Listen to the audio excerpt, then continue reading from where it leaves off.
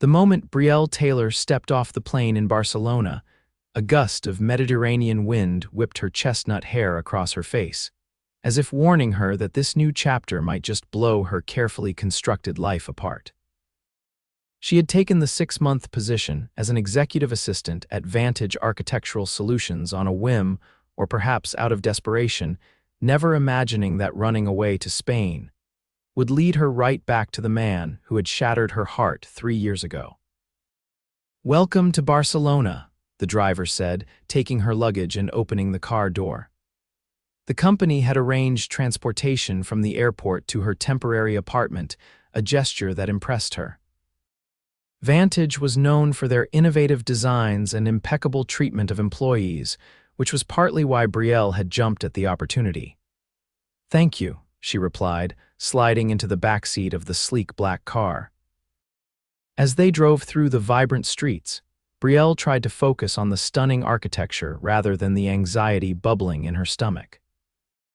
The job was perfect: a significant pay increase, international experience, and most importantly, distance from her suffocating life in Chicago, where memories of failed relationships and career disappointments had begun to close in on her. Her phone buzzed with a message from her best friend, Mia. "Landed safely, apartment decent, any hot Spanish architects yet?" Brielle smiled, typing back. "Just in the car, we'll update on all fronts later." The driver pulled up to a modern apartment building in the Ikesample district. "Miss Taylor, your apartment is on the 5th floor. The keys are with the concierge, and you're expected at Vantage headquarters tomorrow at 9 a.m. After collecting her keys and dragging her suitcases upstairs, Brielle stood in the center of her new home, a stylishly furnished one-bedroom with a small balcony overlooking a tree-lined street. It was more luxurious than she had expected for temporary corporate housing. She unpacked quickly, her mind on the following day. The position was assisting the CEO directly, a rare opportunity she couldn't pass up, despite knowing very little about who exactly she would be working for. The hiring manager had been vague, mentioning only that the CEO was a private person who preferred to meet new staff personally. After a restless night of jet lag and nerves, Brielle woke early and dressed carefully in a tailored navy dress that projected confidence she didn't entirely feel. The Vantage headquarters was a stunning glass building near Plaza de Catalunya, its exterior a testament to the firm's cutting-edge aesthetic. At the reception desk, a friendly woman named Alina greeted her. "Miss Taylor, welcome to Vantage. I'll show you to your office and then Mr. Reynolds will see you." The name hit Brielle like a physical blow. Reynolds. It couldn't be. Spain was full of expats. Surely there were other American executives named Reynolds. But as Alina led her through the open workspace toward a glass-walled office adjacent to a larger corner suite, Brielle's heartbeat accelerated. She caught glimpses of the photos on the walls: award ceremonies, building inaugurations, profiles in architectural magazines.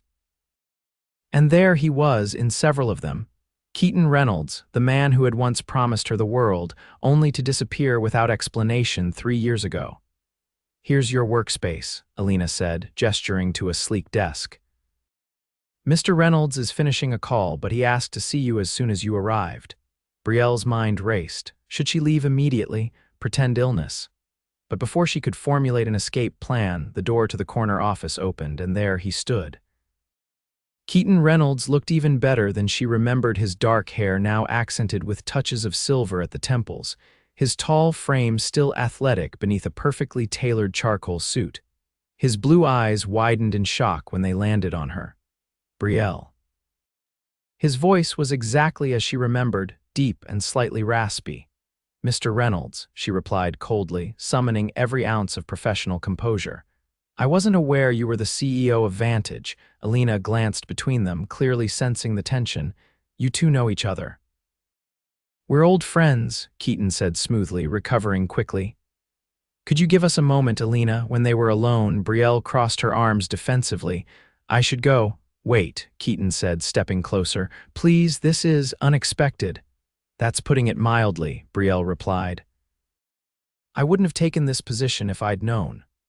I understand, he said, running a hand through his hair, a familiar gesture that sent an unwanted wave of nostalgia through her. But you're here now, and you're exactly what we need. The company is in the middle of a major expansion. I can't afford to restart the hiring process. And I can't afford to work for someone I can't trust, she countered, his eyes darkened. That's fair. What if we kept things strictly professional? You need this job. Alina mentioned you were looking for international experience. And I need someone with your skills. Brielle hesitated. The position would look impressive on her resume, and finding another opportunity like this would be nearly impossible. Plus, there was a part she tried to ignore that wanted answers about why he had disappeared from her life without explanation. 6 months, she said finally. My contract is for 6 months. I'll stay that long, but we keep things completely professional. Relief washed over his face.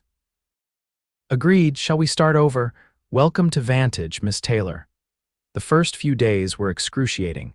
Brielle maintained a frosty professionalism, speaking to Keaton only when necessary and avoiding being alone with him, but she couldn't deny that the job itself was fascinating.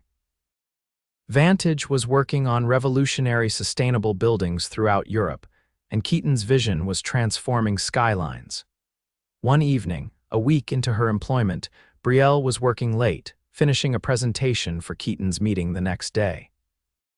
She thought the office was empty until his voice startled her. You don't have to stay this late, he said, leaning against her door frame.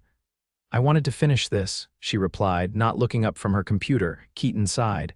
Brielle, we can't work like this for 6 months. We're doing fine. We're not, he insisted. Let me take you to dinner. As colleagues, we can clear the air. She finally looked at him. There's nothing to clear. You made yourself perfectly clear 3 years ago when you disappeared without a word. Pain flashed across his face. It wasn't what you think. Please, just dinner. 1 hour of your time. Perhaps it was exhaustion or maybe curiosity, but Brielle found herself agreeing. They walked to a small restaurant tucked away on a quiet street, far from the tourist areas. Once they were seated with glasses of wine, Keaton looked at her intently. I owe you an explanation. You don't owe me anything anymore, Brielle replied, but her voice lacked conviction. 3 years ago, I was still building Vantage, he began. What you didn't know was that the company was in serious trouble. The recession had hit us hard and we were close to bankruptcy. I had investors pulling out, projects being canceled. That doesn't explain why you stopped calling, stopped texting, why you completely vanished from my life, Brielle said, the old hurt resurfacing. Keaton took a deep breath. My father had a heart attack the same week everything was falling apart professionally. I flew back to Boston to be with him, thinking I'd only be gone a few days. But then the biggest investor in Vantage pulled out completely, and I had to make a choice: stay and try to save the company or come back to Chicago. You could have called, Brielle pointed out. One phone call. I know, he admitted. I convinced myself I was doing you a favor. You were just starting your career, you had so much potential. I was facing financial ruin, spending every waking hour trying to save the company, and then when my father died. Brielle's anger faltered slightly. I didn't know about your father, I'm sorry. It was a dark time, Keaton continued. I threw myself into rebuilding Vantage. By the time I came up for air, months had passed. I thought you'd have moved on, and I convinced myself it was better that way. That wasn't your decision to make, Brielle said quietly. I deserved better. You did, he agreed. I've regretted how I handled things every day since. Seeing you walk into my office well, it felt like fate giving me a chance to apologize properly. The waiter arrived with their food, giving Brielle a moment to collect her thoughts. Part of her wanted to hold onto her anger. It had been a shield for so long, but another part recognized the genuine remorse in Keaton's eyes. I accept your apology, she said finally. But that doesn't change our current situation. I'm still your employee and I'm only here temporarily. Keaton nodded. I understand. Thank you for listening. As the weeks passed, Brielle found it increasingly difficult to maintain her emotional distance. Watching Keaton work his passion for sustainable architecture, his genuine care for his employees, his brilliant mind reminded her of all the reasons she'd fallen for him in the first place. 1 month into her stay, Vantage hosted a party celebrating the completion of their latest project, an eco-friendly residential complex. The event was held on the rooftop of the building, with Barcelona's glittering skyline as the backdrop. Brielle wore a simple emerald silk dress, her hair loose around her shoulders. She was speaking with colleagues when she felt Keaton's presence behind her. "You look beautiful," he said quietly. She turned, unable to stop the slight flush that rose to her cheeks. "Thank you." "This is an impressive achievement," she added, gesturing to the building around them. "Would you like a tour of the place? The views from the eastern terrace are spectacular." Against her better judgment, Brielle agreed. As they walked through the building, Keaton explained the sustainable features: solar panels, rainwater harvesting systems, vertical gardens. His enthusiasm was contagious, and Brielle found herself smiling genuinely for the first time in weeks. On the eastern terrace, with the Mediterranean visible in the distance, they stood side by side, a comfortable silence between them. "I've missed this," Keaton said softly, "talking to someone who understands me." "Keaton," Brielle began, warning in her voice. I know," he said quickly. "Professional boundaries. But can I say one thing? I never stopped thinking about you. Even when I convinced myself letting you go was the right thing, I never stopped missing you." Before she could respond, they were interrupted by one of the investors calling Keaton's name. The moment shattered, and Brielle was both relieved and disappointed. The following day, Keaton was unusually distant at work, and Brielle told herself it was for the best. But when he announced he would be traveling to Madrid for 3 days for meetings, she felt an irrational pang of disappointment. While he was gone, Brielle took the opportunity to explore Barcelona properly. She wandered through the Gothic quarter, marveled at Gaudi's architecture, and sat at seaside cafes trying to clear her head. But thoughts of Keaton persisted. On the third evening, as she was walking home from a small restaurant, her phone rang with his number. "Keaton," she answered, surprised. "Hey," he replied, his voice tired. "I just wanted to check in. How's everything at the office?" "Fine," she said. "Everything's running smoothly. Are your meetings going well?" "Yes, but exhausting. I'd rather be back in Barcelona." There was a pause before he added, "I'd rather be where you are." The honesty in his voice caught her off guard. "Keaton, we agreed." "I know what we agreed," he interrupted. "But I can't pretend anymore, Brielle. These past weeks, working with you, seeing you every day, it's made me realize what I threw away 3 years ago." Brielle closed her eyes, standing still in the middle of the sidewalk as pedestrians flowed around her. "You hurt me, badly." "I know," he said, "and I will regret that for the rest of my life, but I'm asking if there's any chance you might consider giving us a second chance." "I don't know," she answered truthfully. "I need time to think." When Keaton returned to Barcelona the next day, Brielle felt his eyes on her constantly, but he maintained his professional distance, respecting her request for time. A week later, Vantage received devastating news. A crucial permit for their newest project had been unexpectedly denied, jeopardizing months of work and millions in investment.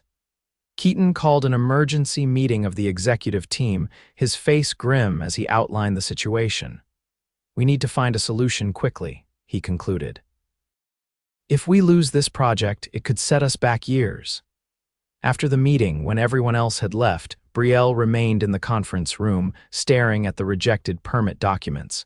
There was something familiar about the language used in the rejection. She spent the next several hours researching similar cases and found a precedent that might help their appeal.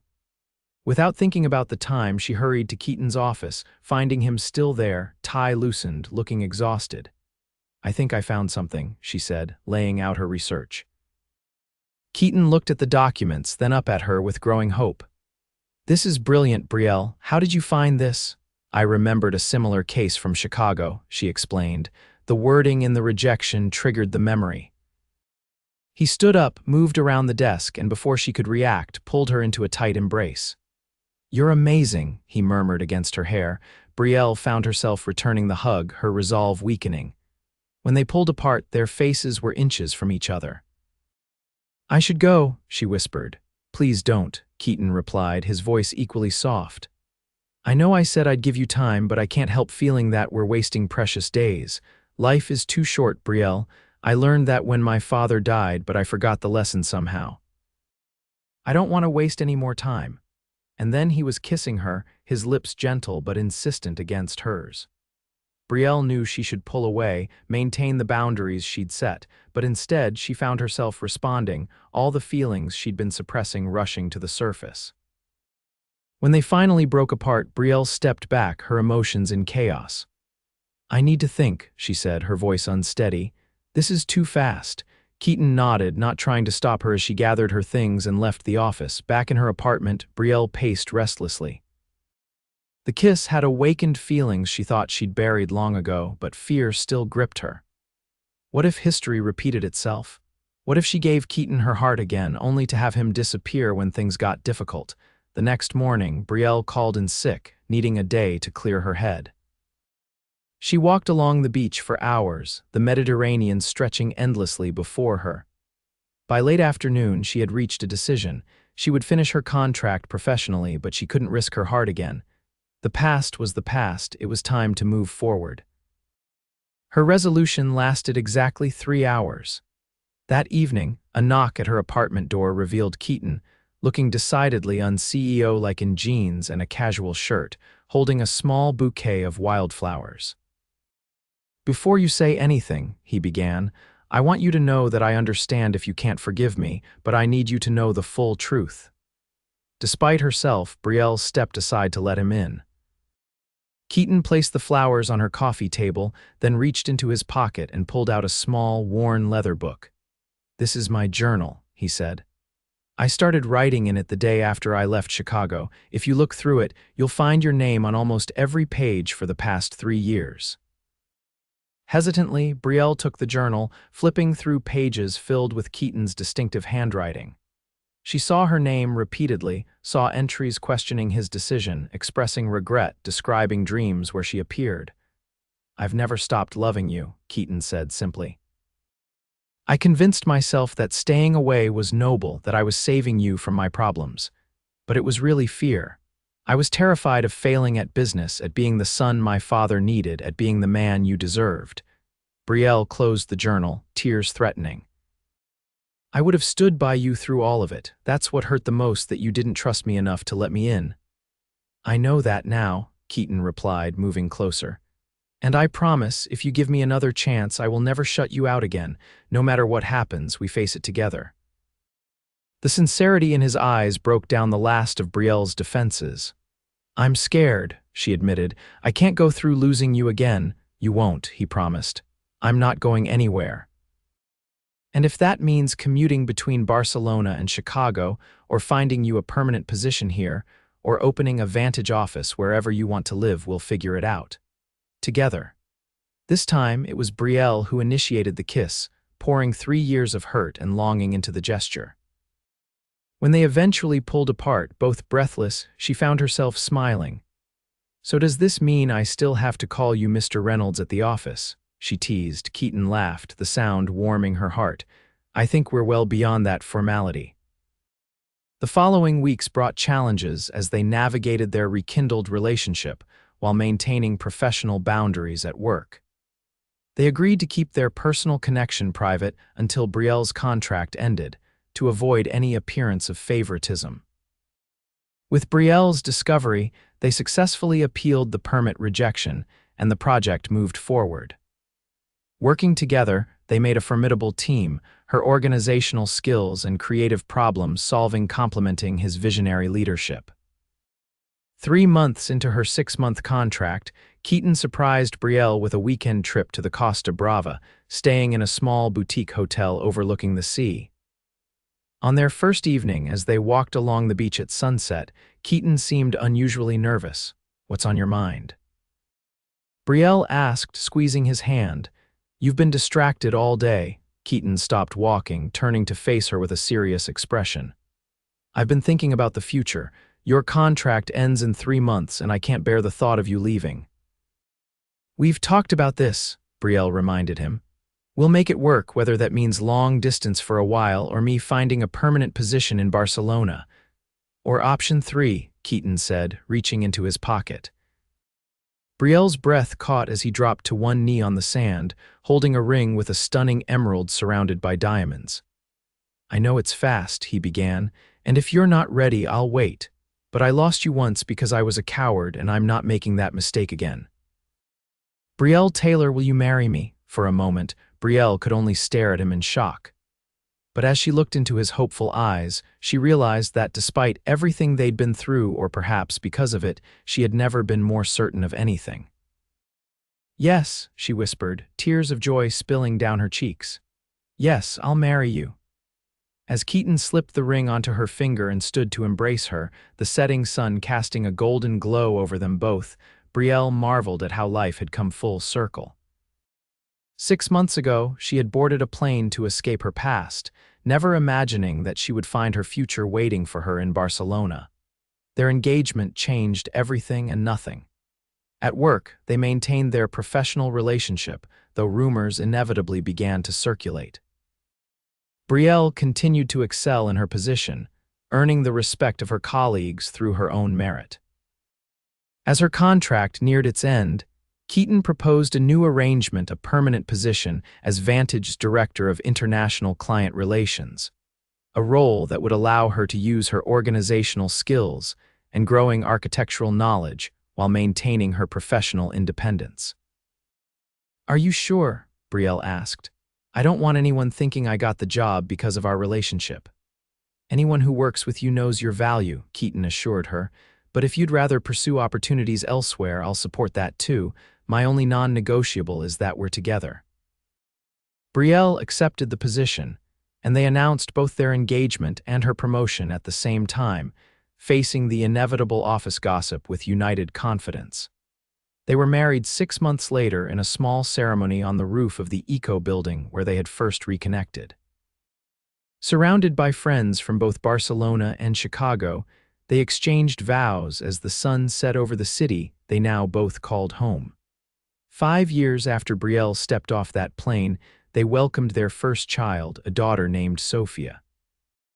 By then, Vantage had expanded to offices in 5 countries, with Brielle leading the international division.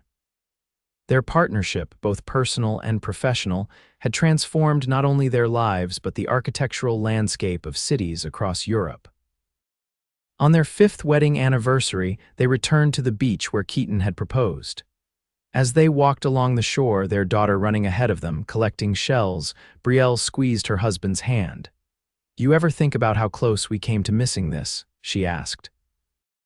"If I hadn't taken that temporary job, I believe we would have found our way back to each other somehow," Keaton replied, drawing her close.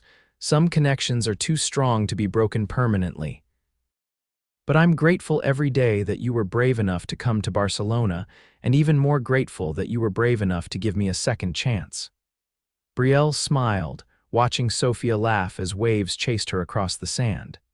"The best decision I ever made was accepting that job offer," she said.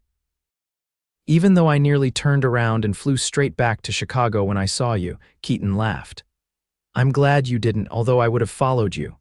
"Would you?" she asked, curious. "Across oceans," he confirmed. "I let you go once, I wouldn't have made that mistake twice." As the Mediterranean sunset painted the sky in shades of gold and pink, Brielle reflected on the journey that had brought them here.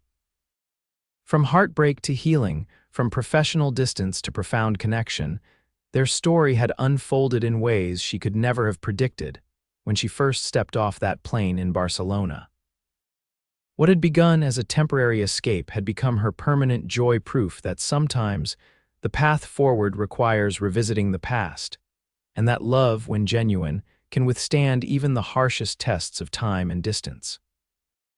That evening, as they tucked Sophia into bed in their beautiful home overlooking the city, Brielle caught Keaton watching her with a familiar intensity. "What?" she asked softly. "Just thinking about how lucky I am," he replied. How one decision, hiring an executive assistant from Chicago, changed everything. "For both of us," Brielle agreed, leaning into his embrace as they stepped out onto their terrace, the lights of Barcelona twinkling below like earthbound stars, a fitting backdrop to the life they had built together, unexpected, challenging, and more beautiful than either of them could have imagined.